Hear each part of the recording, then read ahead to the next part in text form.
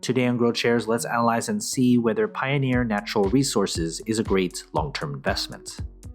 The company analysis is divided into three broad factors: the business, the stock, and the price. Furthermore, these three factors are subdivided into 14 metrics that give us the complete picture of the company. Each factor and each metric are given different weight, together adding up to 100% of the overall analysis. Each factor and each metric are then given a grade from 1 to 100, with 1 being a failed investment and 100 being extraordinary. When everything is put together, a final grade will be given, also from 1 to 100. Most companies that I'll analyze in this channel will hover around a grade of 50. Companies with a final grade of 81 or higher will be included in my Great Investments playlist.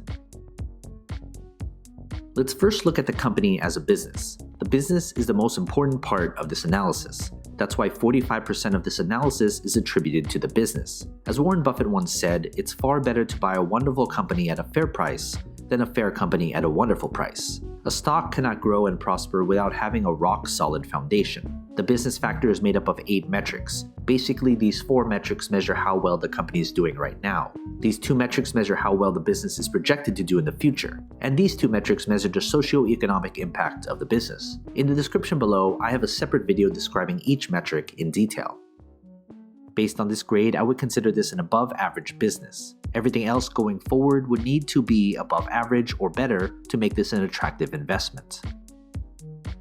Next, let's look at the company's stock. We can't easily invest in something unless there's shares available to buy and sell. That's why 35% of this analysis is attributed to the stock. If the business is the foundation of a company, the stock is a reflection of that foundation. Does the market reflect how good or bad the business has done? And how does the market think the company will do going forward? That's what the stock tells us. What matters most is return on investment. There should be some correlation between the business and its stock. The stock factor is made up of 5 metrics. Basically, these 3 metrics measure how well the company's stock has done, and these 2 metrics measure how traders and investors perceive the company as an investment. In the description below, I have a separate video describing each metric in detail.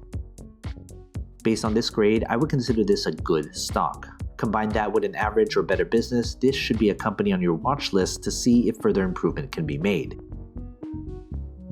Finally, let's look at the company's price. Price is what most investors look at when deciding whether to invest in a company or not. But price per share shouldn't be the most important consideration. That's why 20% of this analysis is attributed to the company's intrinsic value. There is a reason why a company's stock is undervalued or overvalued. An undervalued stock may be undervalued because it's simply a terrible business. And the other side is true as well.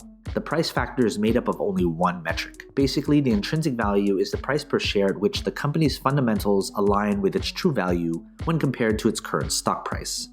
Based on this grade, I would consider the price to be slightly overvalued. If you're looking solely at the price per share, I'd monitor and wait to see if the price drops before it becomes attractive.